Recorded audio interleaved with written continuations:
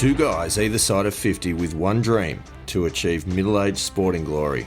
This is the Missing Links Golf Show.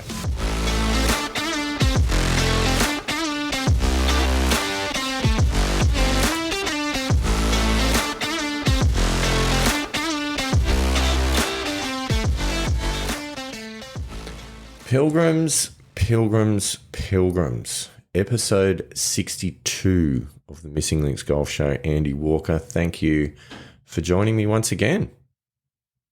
Yeah, here we are in the second week of January, or the second episode of January. We're well into January now, and yeah, sort of feels like the year's getting into full swing. And well, I don't feel like I'm getting into full swing because I haven't played a lot of golf yet. But it's on the agenda. It's on the plan, and looking forward to the year. Oh, that is good to hear. I thought nice little golf reference there as well. Full swing. Fantastic TV show on Netflix, which if you haven't checked it out, definitely worthwhile. But either that or it's a good launch monitor. Yes. The full swing. Yeah. Is that Tiger's one? Is that? Yeah, it is. Yeah. Full swing. Yeah. Yeah. Probably a little bit out of my price range at this point in time, but you never know.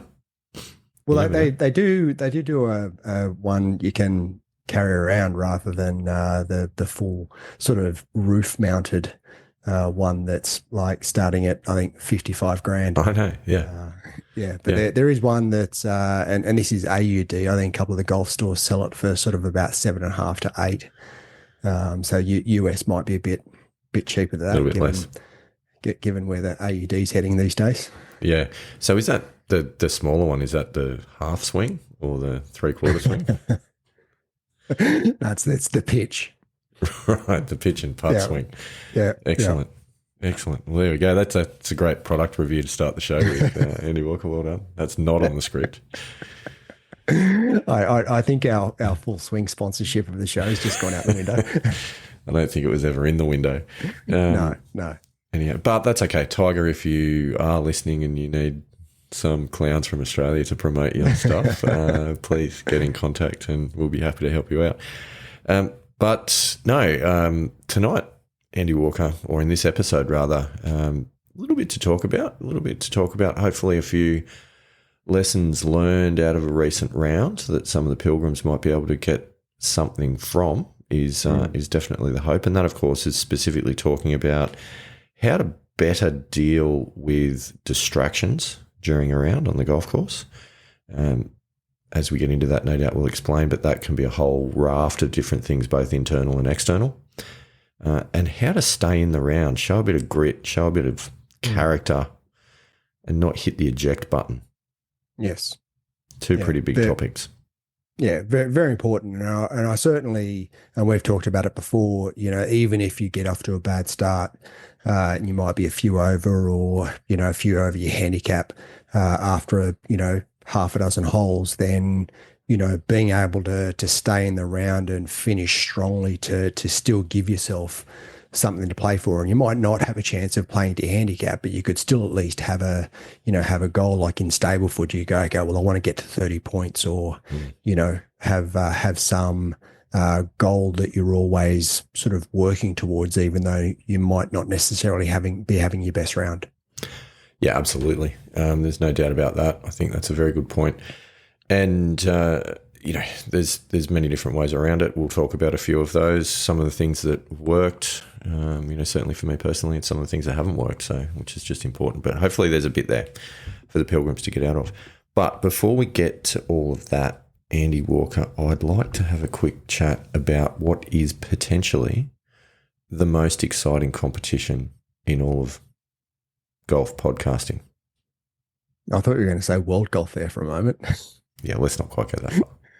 It's a Ryder Cup. Bit of a stretch. Certainly in the podcast world. This is exciting. The yearly championship, the Missing Links Golf Show yearly championship, which, as we talked about, the expanded yearly championship. That's it. It's not just between the two of us. And this is what I like about this format, right? Like, it's not just about people listening to us bang on about our golf week in, week out, which we will still do. Don't worry about that. Yeah, for sure. But it is your chance to get on board and compete in the competition. So, if you're a member of a golf club somewhere, that's great. You get to go out and compete against all the other members on a weekly basis or however your particular club works. But if you're not, or even if you are, or if you're not, you've got the chance now to join this competition, which is a global competition. Golfers from all around the world to compete for the Missing Links Golf Show Yearly Championship. I think fair to say the most prestigious competition and prize in all of golf podcasting. Self-declared. Well, absolutely. I mean, can you name me another one? Well, yeah, probably not. But There you go. Doing a bit of research, I might be able to come up with something. But Don't burst the bubble, Andy Walker. I don't like researching other podcasts. No. Let's just say ignorance is evidence on this one. So we're claiming it. Don't care if I'm wrong, but we're claiming it. So anyway, a few things about it. What do you think the pilgrims need to know? Entry fees? Is there an entry fee, Andy Walker? I don't know. Is there?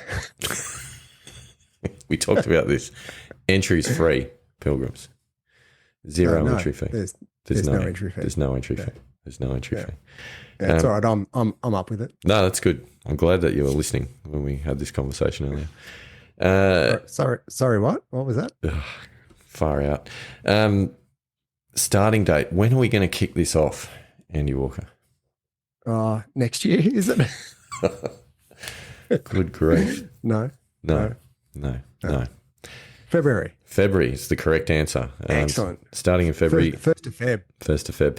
We figured January is a bit of a tough month, right? Like you're just recovering from Christmas, New Year's, all those sorts of things. So we'll start in February, give everyone a free run up in January to sign yourselves up and get involved, kick off in February.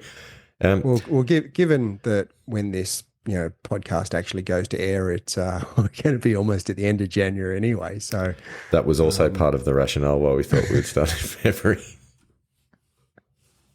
That may have something to do with it. A little bit. Oh, there'll still be 10 days, but we'll start in February.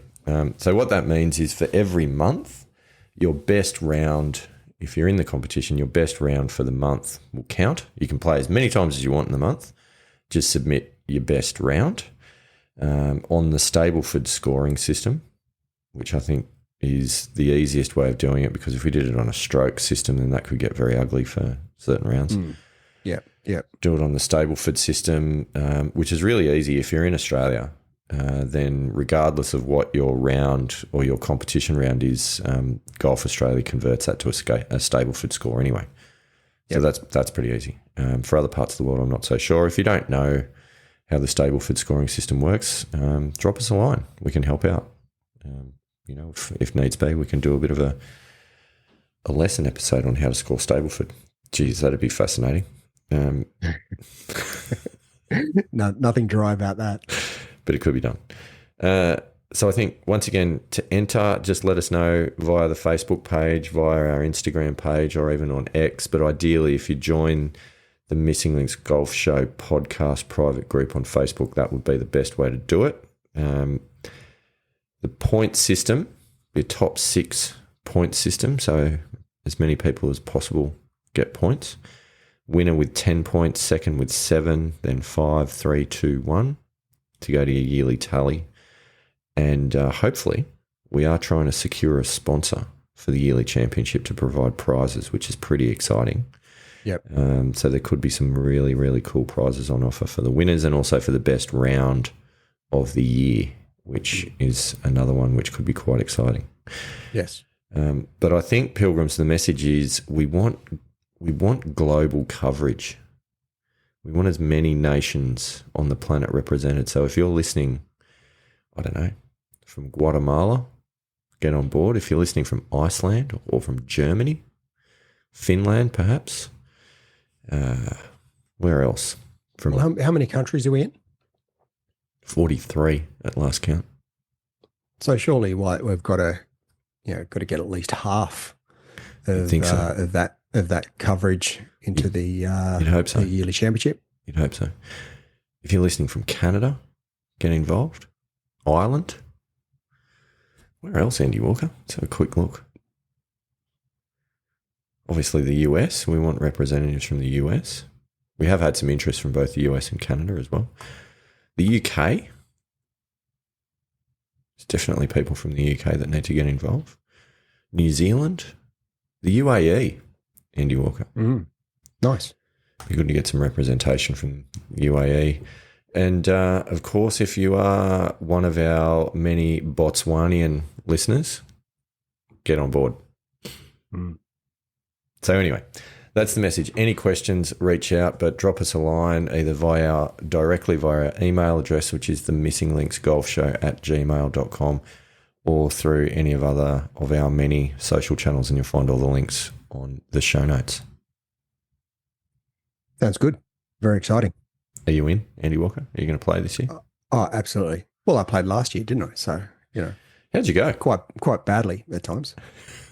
Like, I went all right. I came runner up last year. But that's very good. And you did also. You had the best round of the year. I did. So that was good. There wasn't a prize though. There was 4 points, I guess. So Yeah, you got 4 points. Yeah. Hollow victory. Anyway, there you go. That's the yearly championship, Pilgrim. So, all right. Shall we crack on with tonight's agenda, Andy Walker? There's quite a bit to get through. Yes. Yeah. We should dive in at some point. Okay. Well, so where this all came from, Pilgrims, is just over a week ago now. I was playing the monthly medal at my home club, which is generally speaking on the first weekend of each month. Stroke event, playing off the back tees with all of the fantastic pin placements that, give the greenkeeper the opportunity to get his revenge on the members. It's championship conditions, really, isn't it? Yeah, I mean, it's basically as tough as the course is going to be. And I've got to say at the moment, Dubbo Golf Club is in absolutely fantastic condition. So Nice. Definitely hats off to the greenkeepers and the whole team there that are working pretty hard to keep that course in such good shape. So anyway, let me take you through the round, Andy Walker, and then I want to talk about those two topics that we started the show with because they're definitely very, very relevant to this round. So we were teeing off on one, kicked off the round, and I have to admit, this may come as a surprise. I had a few first tee jitters, Andy Walker. Yeah, right. Okay. Yeah. Bit unusual. Don't usually get that. Because you might recall my previous round of golf on the first tee, which we covered in the last episode at Coimbra. Things didn't go so well. So did you correct the identified mistake that you were making? No, I went with it. I continued to stand on the right side of the ball for the entire round. Anyway, happy to say this time around I did get off the tee. Got off the tee quite nicely actually with a nice drive up the centre, which was good. Got it out there. Measured on the shot scope, measured 255 metres off the first tee. Nice. So I was pretty happy with that. Well, I mean, on Conquer fairways, that's a reasonable. There's not a lot of run. There's not a huge amount of run.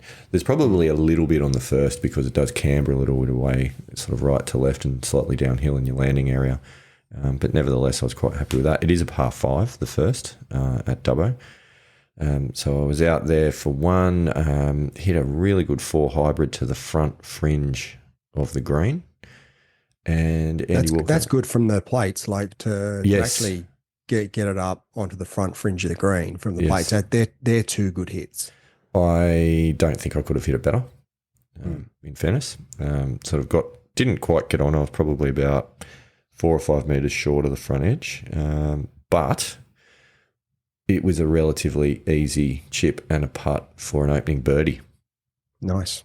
1 under. I was pretty happy with that.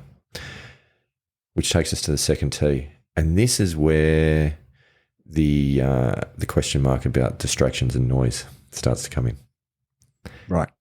Few little thoughts floating around in the head, like birdie the first and a bit of mental time travel. How's this round going to pan out? Is this a good thing? Is this a bad thing? I did my best to deal with those thoughts and to let them go, but I've got to confess I wasn't committed as I stepped up with the swing and proceeded to duck hook one deep into the trees. Ooh.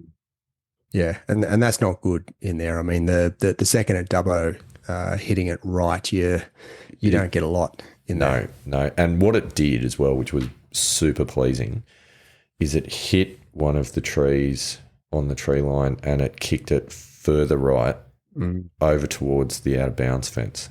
Yep. So did you actually think at any point, oh, that's out of bounds, I might hit a provisional? No, because it's very rare for it to kick that far. Like we heard it hit a tree pretty hard.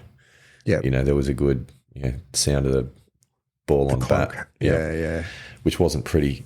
We did drive around for, I would suggest, around about 2 minutes and 58 seconds before we found the ball. Yep.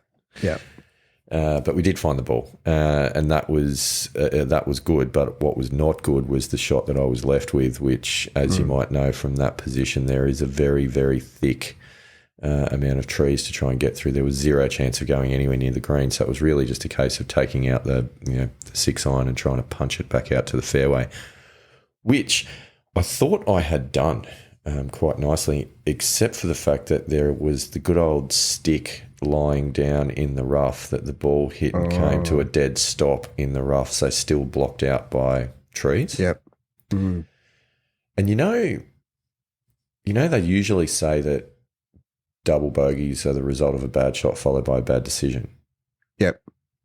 Okay, now just strap this on for size. So I'm blocked out.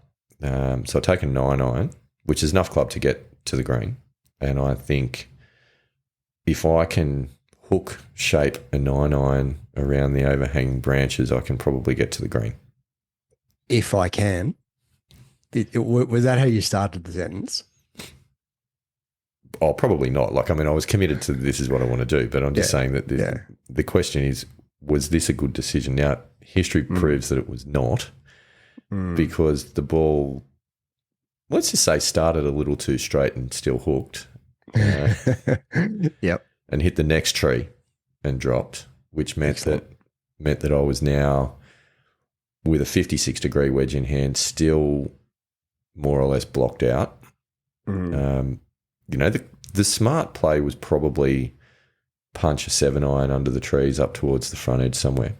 But what did you do? I took the 56 and I had a go at the green and I clipped the tree and I came up about 20 metres short, which meant that I then chipped on and missed the putt and made triple.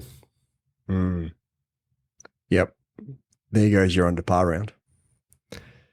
So it's a little bit upset with life at that point. Yep. But look, that's okay. I think I went through the process of thinking, all right, triple, I've made birdie on the first, I'm 2 over. It's just like starting bogey, which would not be a disaster. So that was message. Did your playing partners give you any advice or consolation at that point in time? No, actually. We've played enough golf together to know that probably wasn't a good idea. Okay. So we went to the third. Now on the third, long straight par 4, which I again proceeded to pull my tee shot into the right trees. Yep. Which was disappointing. Chipped out successfully this time, had a 9 iron to the green once again, but missed the green right. And I don't know, Andy Walker, if you remember that green, but there is nothing good right. No, and no, it was it's the bunker there. Were you short right or were you?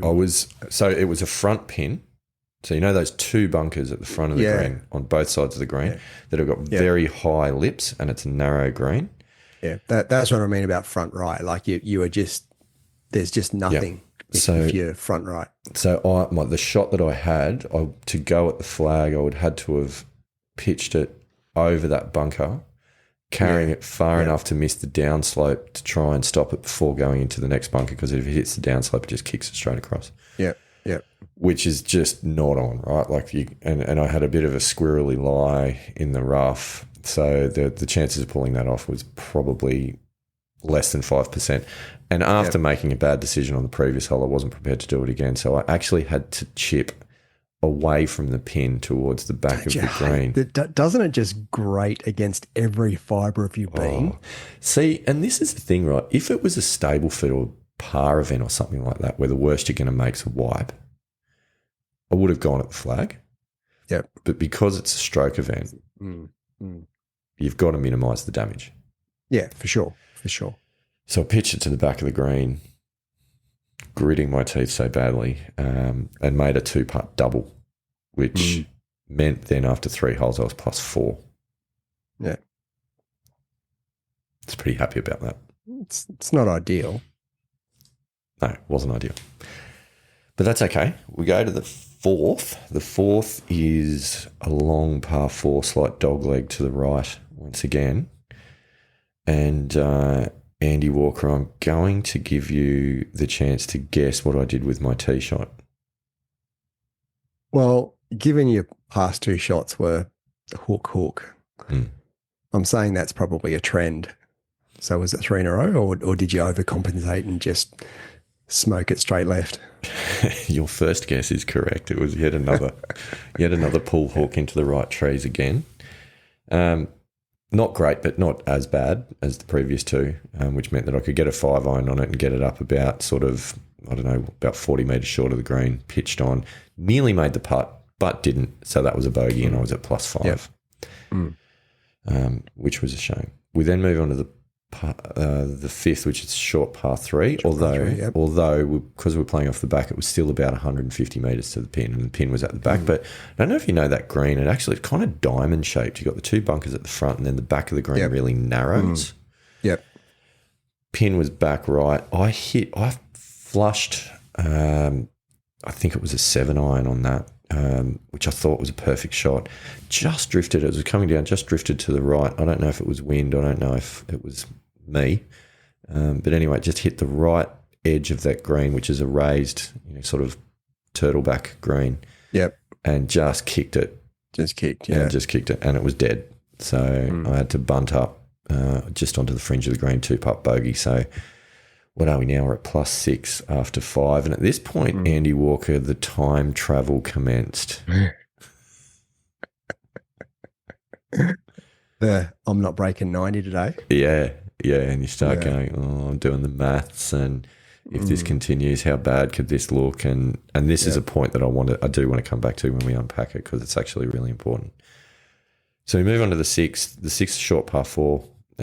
Hit a really good drive, finally, straight up the left side, which is where you want to be. Well, you've done that on the first as well. So, yes, that is true. I think what it is, though, every so often I get over the top. And I think that's what happened on those 3 holes, and that's just resulting in, squaring the club face. But because you're over the top, it's a pull hook every day of the week. I think that's what it was. So anyhow, got a good drive away, hit a sand wedge onto the green, easy 2-putt par. Righted the ship a little bit. We stay at 6 under. 6 under. That's pretty good. 6. I wish. 6 over. +6. I've even got +6 written in front of me. Wishful thinking. We move to the 7th. One day. Yeah, one day. We move to the 7th. Again, good tee shot. Hit a good 5-wood. It's a par 5. Hit a good 5-wood just short of the green, about 30 metres short. Pitched on. Almost made the birdie putt, but lipped out. You might want to count the number of times I say that during this story. Yep. And easy par, so we stay at 6 over. We move to the 8th.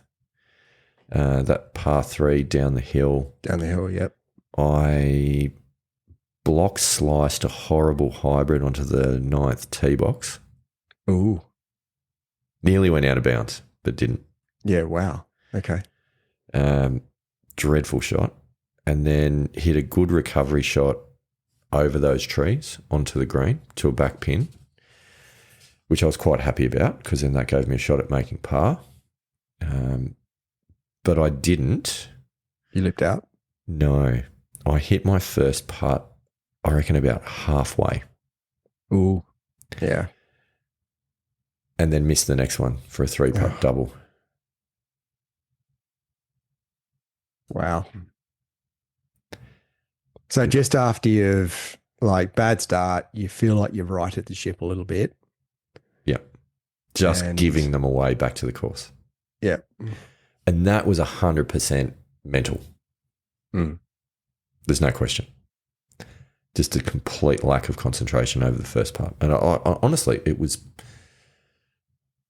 probably 8 feet short of the hole. Yeah.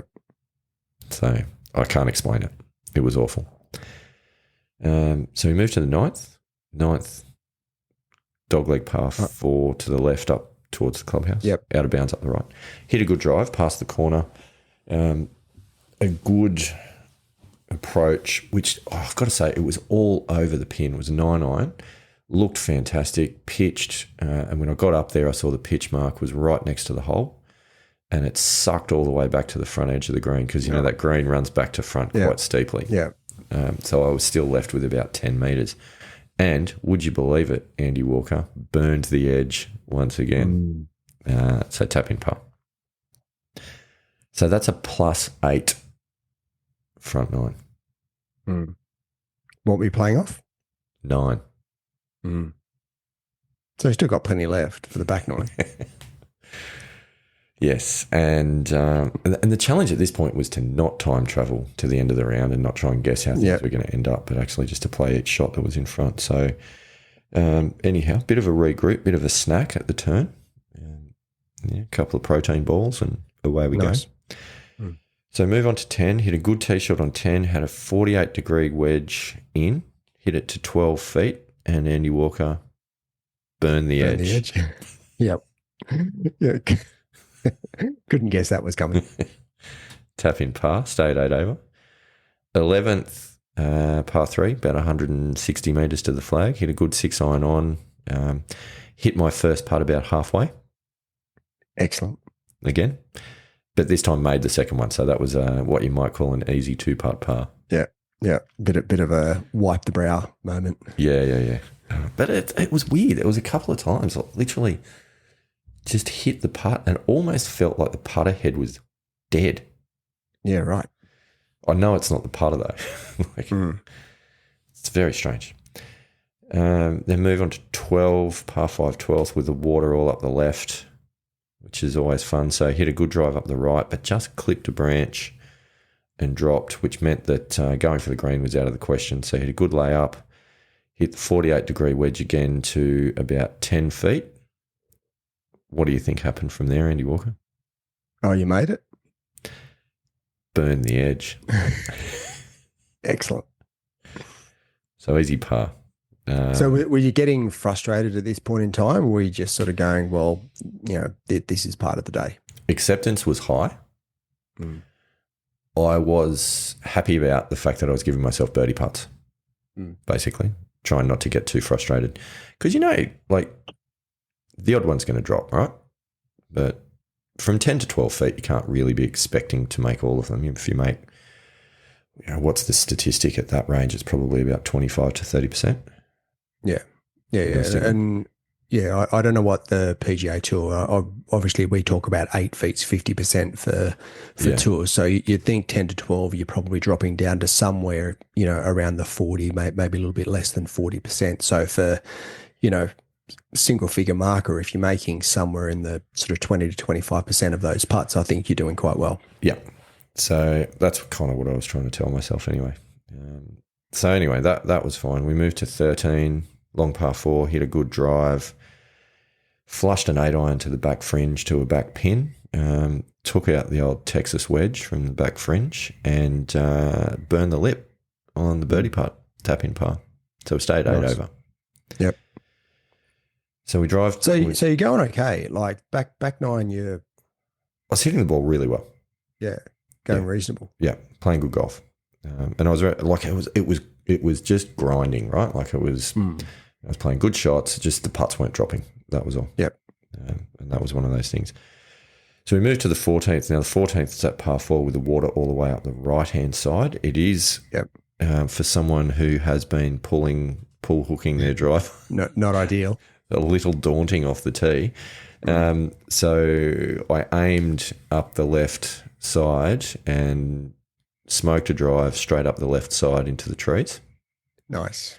Yeah. Which always the way. Oh, look, it is. I mean, it wasn't too bad. I was able to I had a bit of a gap to punch out and got it, you know, probably just short of the greenside bunker on the left, which meant that it was a pretty easy chip and unfortunately 2-putt bogey. I didn't make the putt, which was a little bit disappointing. So we moved to +9. So I'd used up my handicap at this point through 14 holes, which, look, on medal day, it's not terrible. You know, considering that there'd been a few really bad blips early on, I thought that things were going not too bad. Yep. So that was good. So we moved then to the 15th, which is the par 3 up the hill. Generally plays, I think it was playing about 175 metres, something like that, but usually plays about a club longer because you're up the hill. Now, I've got to say, this is one that we're going to talk about after the round because this was a horrible, distracted swing. It was so bad that it nearly ended up down near the 4th green on down the hill. And for anyone not familiar with the course, it's not just missing the hole, but it's missing a cart path. It's going over 2 rows of trees down onto the 4th hole. There's nothing good can be said about this shot at all in any language. And it did take a couple of shots to get back through those trees to get to the fringe. Which meant that, you know, anyway, long story short, that ended up in another triple. And that's just a momentum killer, isn't it? Like, right. You know, you've started the back 9 and I mean, you've parred 9 and then you've started, you know, the back 9 relatively well with 4 or 5 pars. Yeah. And then all of a sudden, you know, out of nowhere, you get into the 15th hole and, you know, it's just. And it was infuriating because it was an absolute mental error. Yep. And it was one shot that was just like, after that, I wasn't too upset with the shots that I was playing, but I did not have a shot. Like, I could not go up. So everything had to be run along the ground through incredibly narrow gaps between tree trunks with all sorts of, you know, bad stuff on the ground to catch the ball up. So it was just, you know, that was a triple that could have been a quad, to be honest. Right. So it was very, very frustrating. And I think I remember I was standing on the green after the putt went in and I may have said something along the lines of, "Oh dear, I'm struggling to believe what has just happened after grinding so hard to go ahead and make an error like that is very disappointing." I think that was the verbatim quote. Yeah. There was no golly gosh in there. Could have been a my word. So anyway, that happened. We move on, got to pick the chin up. So at this point, at +12, and that's where you kind of go, like at +9, I was thinking playing off 9, +9, if I go 1 or 2 over on the way in and I finish it, you know, 10 over or 11 over, it's not too bad. Making a triple, going to +12, then you kind of go, oh man, how do we get this back? Yep. So knowing as well that the 17th and 18th are pretty difficult holes coming home. So anyway, 16's par 5. It is rated the easiest hole on the course. I still struggle to believe that, but anyway, it is. Hit a really good drive, really good 5-wood, chipped on. I was probably about 10 feet, but a bit of a swinging putt left to right. Hit a good putt, burnt the right edge. Another par. This was starting to wear thin as well at this point. So then we play 17, which is a long par 4. It was playing 430 metres, which is about 470 odd yards. So playing quite long. But hit a good drive, hit another really good hybrid from 194 metres out, Andy Walker, to about 20 feet, pin high across the green. Hit a good putt. Burn the edge. There's a theme here somewhere. There is. Not quite sure where. So again, made another par. +12 going to 18. And at 18, the longish par 3 up the hill. Bit of a nemesis hole for those that remember the Macquarie Cup fiasco in the final round.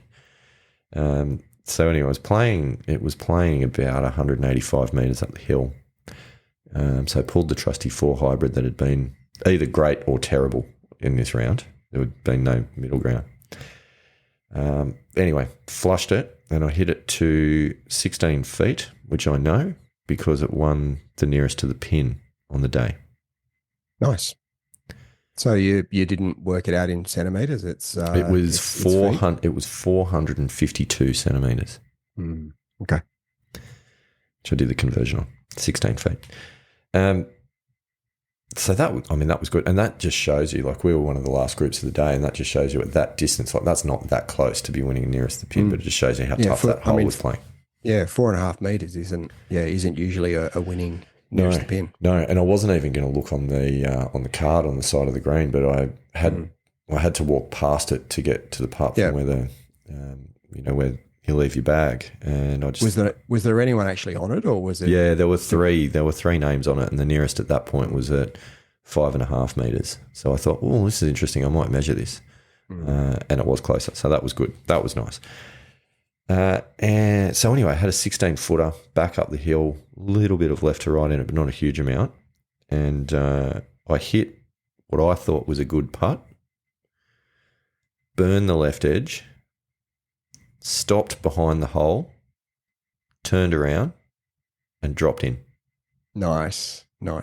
So you've started with a birdie, finished with a birdie. Yes. And I had a lot of adventures in between. So, but in fairness, that was a round in medal conditions of 11 over, which included 2 triples and 2 doubles. So I wasn't overall that disappointed with golf. So it's 11 over, and you've had 10 out of that 11 over in 4 holes. That is exactly correct. So you've effectively played 14 holes, effectively as a scratch marker, or maybe a little bit better in championship conditions. It's just that there were just those, whether it be breaks in concentration, or maybe there was a little bit of a technique issue. Maybe you were distracted. Yeah, and it's a good point, because one of the issues that I kind of come up against is, I don't see myself as a scratch golfer for the simple fact that I'm not, right? And so when I have those holes where they go a little bit pear-shaped and, it's gotten away, and as with this, I was, what was I, 7 over after 6 holes or something like that. Rather than thinking that I can finish the round at about 7 over because I can play to that for the rest of the round, I'm actually thinking more like, oh no, this 7 over after 6 is probably going to end up being 15 to 20 over after 18 because I'm not backing my ability to be able to play the rest of the holes to that level. Yep. I'm not really sure where that comes from, but it's definitely a bit of a mental issue to work through. Well, certainly if you're 6 or 7 over through say 6 holes, and you're 6 over through 6 holes. I mean, given that you're playing off 8 or playing off 9 as what it was, you would think that for the remaining 12 holes, to play to your handicap is only about 5 or 6 over. Yeah, I think my self-perception just isn't good enough. Yeah. Like, that's one of the things that comes out of this story is, and that's kind of in itself, it's a really interesting epiphany, I guess is probably the word, is that I'm still probably expecting mid-teen handicapper golf to come out when it shouldn't. And what was interesting as well is that I was having a chat with a couple of people last night who haven't seen me play a great deal of golf, but have done a couple of times and recently. And one of the comments that they were making is, and I'm talking about people who are probably sort of 18 to 20 handicappers that. And I remember being that and looking at a single-digit handicapper going, oh, I wish I could play that kind of golf. Yep. And that was the conversation that they were having with me. So their perception of my game was probably more accurate than my own perception of my own game, if that if that makes any sense. It's just a really interesting one. It's a mental thing I've got to get over. Yeah. And yeah, it is. And I know that I've said a number of times that given your sporting history and where you've been with cricket, I certainly think that you've got the the ability and the experience to be able to pivot across to golf and take your golf to that same level or even better. I think you've just got to give yourself the credit because you did, and when you were playing cricket, you did give yourself the credit, and you were quite a confident cricketer. You've got to sort of, I guess, take that and that confidence and then apply it to golf. That's definitely the challenge, and it does not seem to have been as easy to do. Now, whether that's because I didn't grow up playing the game like I did with playing cricket, and I'm sure there's a lot of people that listen that have played other sports, be it baseball or hockey or other sports, that then take up golf. If it just doesn't, I don't know. It hasn't seemed as easy to feel confident, I guess, because it is a game of misses and there's so many things that go wrong. Yeah. But it's something I know I need to deal with it, and it's definitely been a challenge because it does affect, the ability to ride through the bad holes and have confidence in being able to come back, rather than thinking, oh no, this has actually ruined the round and there's nothing I can do about it because I'm not good enough. Yeah, and potentially it could be that as a cricketer, you play cricket, junior cricket, and you're always good at cricket, and you've never known yourself to be effectively like an 18 handicapper in cricket. You've never been at that level. Yeah. So you've always sort of you've gone through your whole cricketing career having been one of the better players, and that self-perception, you don't know anything else. And I sort of think about it, and I look at my golf history, and, when I was 14, I got my first handicap of 20, and I went from 20 to 7 in the first 12 months, and then I went from 7 to 4 in the second 12 months. So I don't really have an understanding of what it's like to be a teen handicapper. Like it was when I was, 14. So my perception of myself and my perception of myself being a golfer is that I've always been a single figure handicapper, and low single figure handicapper. I don't know anything else. I certainly don't remember anything else. Yeah. And the other thing with that potentially that. There's definitely that. The other thing with that is you always would have been better than pretty much any other 14-year-old that you came across, or 15-year-old or anything along those lines in those junior years. Yeah, I certainly improved very, very quickly during those first couple of years of me playing golf. And I talk about David McClelland. I lost to David McClelland in the 1987 club championships. They still talk about it. And and I was just about to turn 15, but I was still 14. At that stage. So I don't recall being anything else other than the golfer that I am. Yeah. And so if I had a history of being, a 16 to 18 handicapper, maybe that might be different, and there might be a different belief system, which potentially could be where you're at in that specifically with golf, there's a history of saying, oh, well, I'm an 18 handicapper, and having that belief system. It's definitely what's at play, and it's definitely been an issue, and I think there's been a lot of years of that. And at the same time, never ever have I been a person turning up to any semi-serious level of golf, being someone that people would look at and go, hey, watch out for that guy, he's a good player. I've never had that.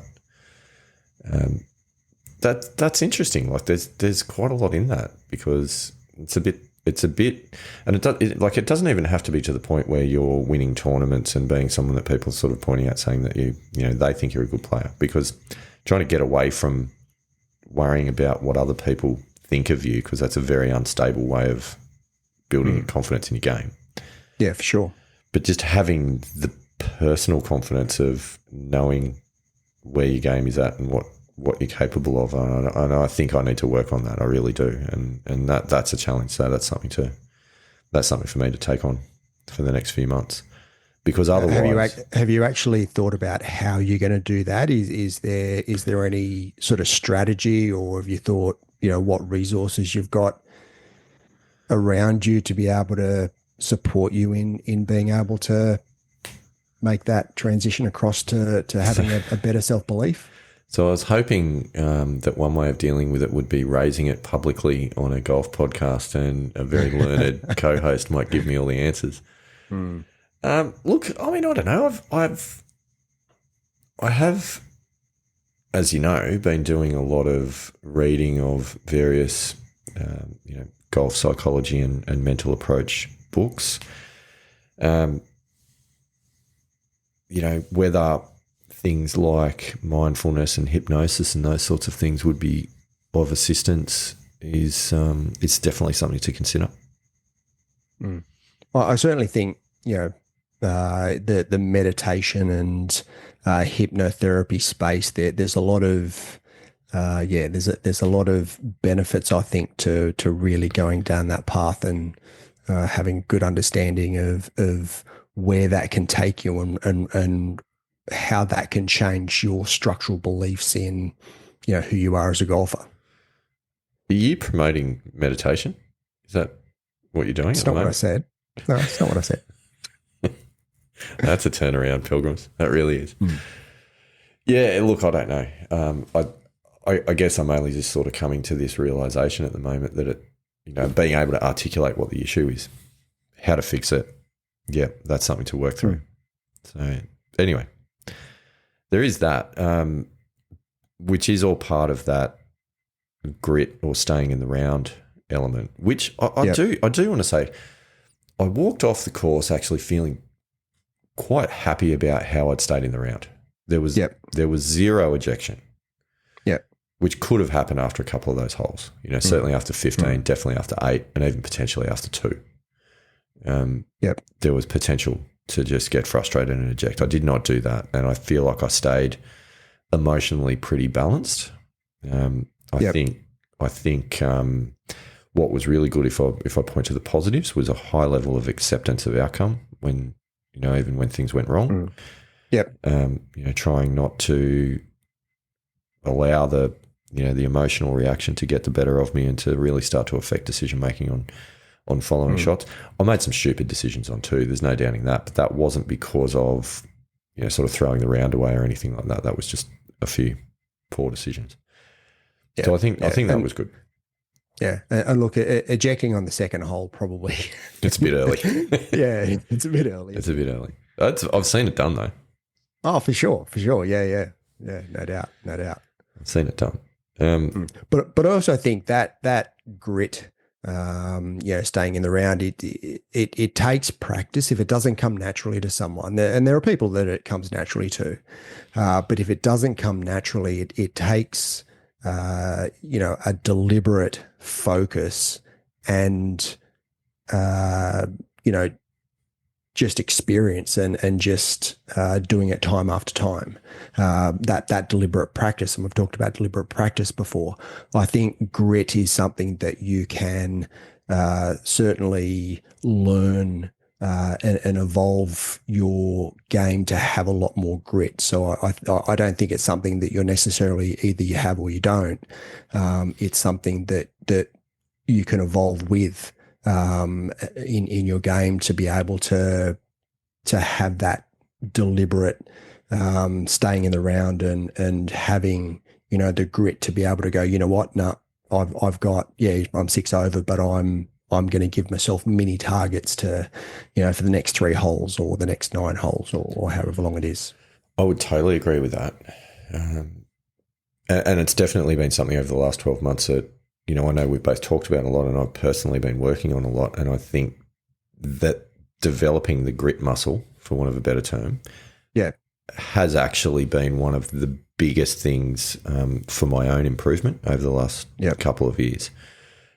And people, I do get questions from, from friends and people that you talk golf with when you explain what your handicap is and what it was, because I do like explaining that journey. And one of the first questions is, well, what did you do and how did you get it down? And the expectation is that you're going to answer with, like I completely remodeled my swing and I've, done all of these fantastic things, with hours and hours in practice. And the reality is that the majority of it, it's the grit muscle that does a lot of that for you. So there's no doubt about that. It's very, very important. Yeah. The other thing as well, and this was a message that I was trying to tell myself because I've read it on a number of occasions and I know it to be true, but it's easy to forget. And that is when things are happening and, you know, say that you've had a few bad holes and you do start to time travel and you do start to, you know, worry about what the end score might be, is the reminder that you are dealing with imperfect information and you don't know how the rest of the holes are going to go. Yep. You know, you don't know if you're going to keep pulling them off the tee all day. You don't know if you're going to keep burning the edge of holes. You know, those things could turn if you stay in the moment. So that I found was actually a really good way of trying to combat that time travel piece, is actually saying, well, hang on a minute. All I'm thinking about is imperfect information. It's incomplete information. I actually don't know the answers to these questions. Yeah. Yeah. What about breath work? I know sort of we talked about that late last year, and you were starting to use breath work to be able to bring yourself back into the present. Is that something that you're still working with, or is that sort of gone a little bit by the wayside? No, it's I mean, I used it in parks in the country championships, and I thought it worked really well. Yeah, that's what I mean. I remember having that conversation after parks. Yeah. And I forgot about it in this round, is the honest answer. There you go. So talking about it, you know, publicly on a podcast, hoping that, you know, your podcast partner will provide you some information. There you go. I've just given you the key. Let me just write that down. Breathe. It's good advice. Right. No, it's actually really good advice because that, you know, and this is the thing.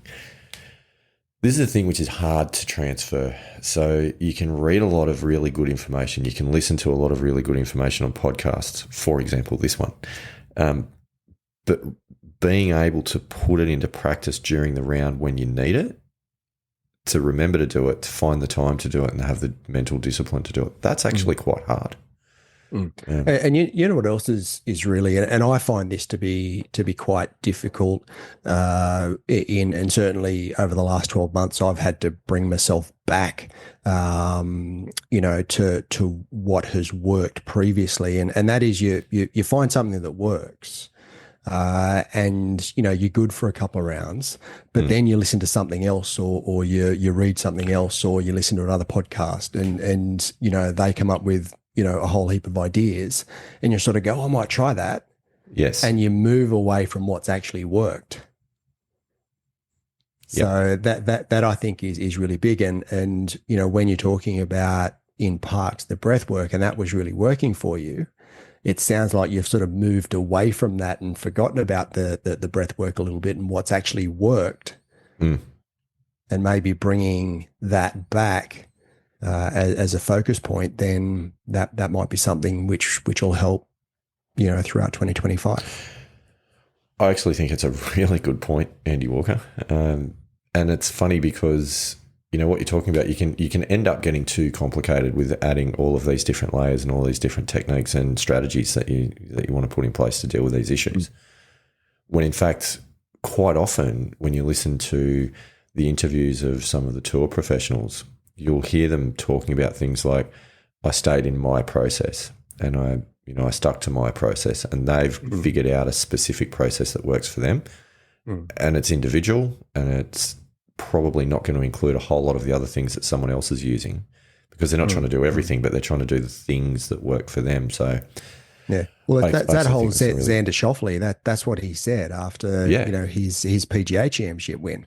He said, I just stayed in my lane. Yeah, and that's exactly the example that I was thinking about, And so to that point, probably I have been guilty about maybe not being clear enough about what my process is and disciplined enough about sticking to it so that it can actually work for me in pressure moments, because if you're searching for something to be the answer just in those big moments, you're probably not going to find it if you're not using it all the time. Yeah. The other thing that I know we sort of talked about distractions, which I want to have a conversation about. Yes.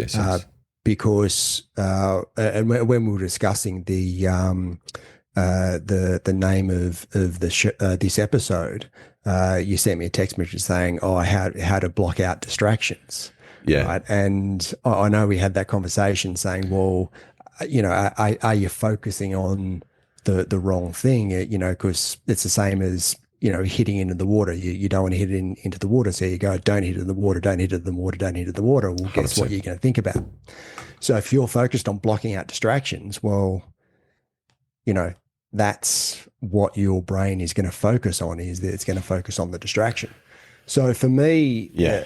and this is where sort of, coming back to, and I went back when we're talking about what this episode was going to be about. I actually went back and started reviewing some of the mental golf type. Excellent. I was hoping that you would do that. Yep. Yeah. And certainly for me, being, and as that first letter, either I or E, no, sorry, I or N, which is the introvert extrovert. I and E. It is. I and E. Because your N's your second letter. Yeah. Yeah.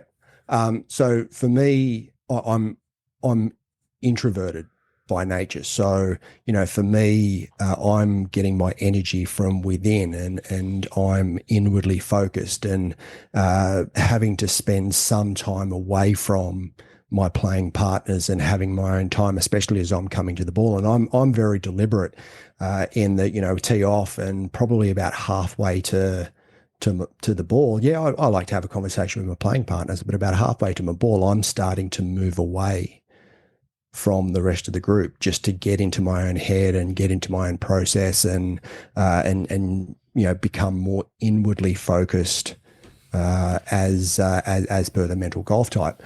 Whereas you're the opposite. You're the extrovert personality, and that's getting your energy from external sources. So, interacting with your playing partners and being part of the conversation, and accepting that the distractions are there, and not blocking them out. But I remember we're having this, the conversation with John, and there was the example that, there was all this noise around, and you were very distracted by it. Whereas just by accepting that it's there and moving on, that really helped you with your mental process. And I think that, rather than focusing on blocking out distractions or even dealing with distractions, I know you can sort of, change the language, but it's more on focusing on your process and accepting that the distractions are going to be there, but as per your mental golf type, as per your process, how do you best stay in the round while there are all these distractions about? That really sums it up in a nutshell, because I think the point of clarification, and this came up in the conversation with John Weir, was that the introversion versus extroversion personality type is not necessarily what you initially might think when you go, I come out with the extroverted personality type on that. Doesn't mean that you're the life of the party and you're having a conversation all the time and you want to talk to everyone and you want to do all those sorts of things, because it's actually not the case. What it means is that you're actually very receptive to all of the external noise, because that's where you're drawing your energy from, is the external rather than the internal. Hence the letters. So that actually makes me more susceptible to being distracted. Correct. Really, which is part of our, and some of the conversations we've had during the week about those distractions. I think that it could be a really good opportunity for you to go back and revisit mental golf type. I think there's your breath work there. I think that's really, really important, because that worked really well in parks, in tournament conditions. It really did. Under pressure. I couldn't speak highly enough for it, to be perfectly honest. I was amazed. So then the second part of that, given you've sort of struggled a little bit with distractions, going back to your mental process, with mental golf type, and seeing how that improved your game when we talked to John Weir and those first few weeks after having that conversation. And I know that sort of you did did some of the course and all the rest of going back and revisiting some of that. Yeah, I need to do that, because what ended up happening was that I was feeling distracted. I was aware that I was feeling distracted, and I was attempting to accept that the distractions existed, but also becoming frustrated with myself for allowing the being distracted to affect me. If you follow, like, this is a bit of a mental loop that's going on. Yep. And then trying to accept it, but still not having properly dealt with it when standing over the ball, and as a result hit a horrible tee shot. Because I think over the ball, I was still focusing on accepting and releasing the distraction rather than what shot do I want to hit. Yeah. Yep. Yeah. That needs to come well and truly before you start your process. And I mean, one of the things that I do to really sort of snap myself into focus, and again we've sort of talked about this last year, is with my glove. I'll do the Velcro up in my glove, and that for me is the start of my pre-shot routine and the start of me being focused in on the shot at hand. And as soon as it's done, as soon as it's gone, I'll rip the Velcro off, and I'll leave my glove on, but the Velcro is undone. So for me, that works really, really well. Yeah. I know you had a different process to that. I can't remember what it was, but I think there needs to be a trigger that you work with as well to be able to go, you know what, now I'm focused. That this is the start of my pre-shot routine, and I need to let go of anything, any distractions or whatever, and really get focused on the shot at hand. Yeah, no, they're definitely good points. I mean, what I'm really trying to do with the pre-shot, shot, and post-shot routine is putting into play the think box, play box, review box from P. Nelson and I can't remember her co-author. And that's essentially standing behind the ball, getting a very clear picture of what you want to do, which means identifying target, identifying shot shape, swing feel, doing all of that thinking there, and then stepping into the ball. And then that's where you release the thinking and go into the athletic response mode of just executing the shot. And once the shot's hit, then ensuring that you accept outcome, review, was there anything that you needed to learn out of that swing, or celebrate a good shot, and really try and imprint that in your mind. I have found that very, very useful. But I think where I went wrong in this particular situation was stepping over the ball without having done the think box adequately and dealt with everything else that was going on mentally at the time. And I know the result was absolutely an unfocused swing with a very, very bad result. And that was the difference between an 82 and a 79. Yep. That was pretty annoying. Okay. So then what's the action steps for you from here? I think there's two, to be honest. One of them is going back to the mental golf type information and reviewing that just as a good refresher. And the other one is reintroducing the breath work into the process. And doing that not just when you think you need it, but actually consciously doing that every single shot on every single hole. And it only needs to be, 2 or 3 breaths of just focusing on the in and the out, just to get centered and regulate your nervous system, really, I think is what it's doing. And I also think that's not just when you're in your little bubble, with playing your shot. I also think, that works going, walking down the fairway. Oh, absolutely. If your mind's sort of wandering, going, I'm 7 over, could be, the round could be 16, 17 over. I mean, that's where you can also bring that breath work in to be able to refocus back in on, your breathing, and then sort of, you can focus on, just something else to as you're walking down the fairway, smelling the roses is what they say. Yeah, no, that's absolutely right. That was what I found in parks. It was the walking up the fairway, either after your tee shot or walking towards the green. And the other thing with it as well, and I think there's something in this, is looking up, looking towards the sky, towards the treetops, rather than looking down at the ground in your feet. That actually helps the process as well. I don't know. I'd need to find out the reasons behind that, but I do know that through experience to be true. There's a risk of tripping over when you do that, but well, it depends if you're on the fairway or not. Within reason. But they are some simple things, and I think that doesn't take a whole lot to put in play. So that I think absolutely is pretty clear with the distractions discussion. The self-perception piece, though, that whole thing around confidence, innate confidence and stable confidence, that's an area I've got to do some work on.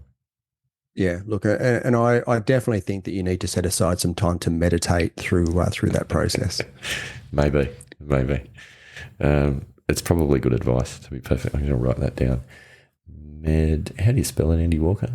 MED. Is it AT? No, meditate. MEDIT. I don't know. I was good at maths, man. Like English wasn't my favorite subject. My brother's good at English. That's why you're in accounts. That's fantastic. Me, not so much. Yeah. No, that's good. I think that's a good debrief. I think, I hope at least there's some good stuff there for the Pilgrims to work through as well. I don't think I'd be alone in feeling some of those things and experiencing some of those things on the golf course. Yeah, for sure. And certainly I think that a lot of people, a lot of Pilgrims would really benefit from that breath work to bring yourself back in and center yourself. There you go. Yep. It's been a big one. It has. There's a lot of really, really good information there, a lot of gold nuggets. And I think that, I'll probably have to go back and listen to some of my own advice, see if I can pull some stuff out of it. I think you should, actually. It was pretty good. I was quite impressed. That's a good one to listen to on a bit of a lengthy car trip. Yeah. So you're welcome. Checks in the mail. Oh, who would have thought? I mean, look back. Wow, how far have we come? It's quite something. I don't think we would have had that conversation 12 months ago. No, I don't think so at all. Somehow.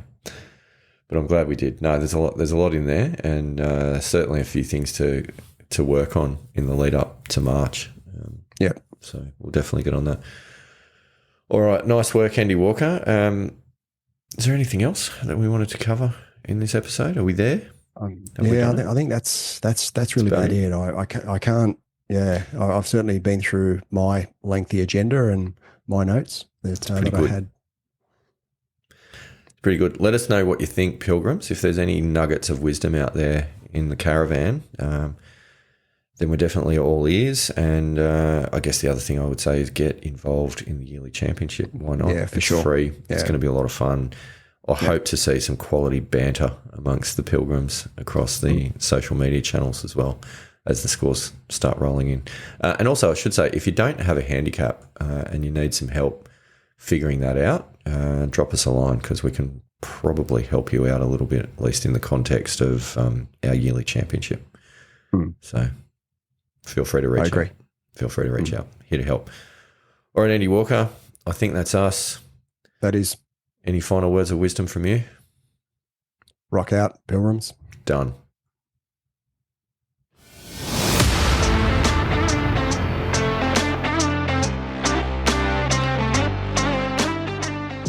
Thanks for listening to us today. We love hearing from our Pilgrims, so please reach out to us through any of the links in the show notes.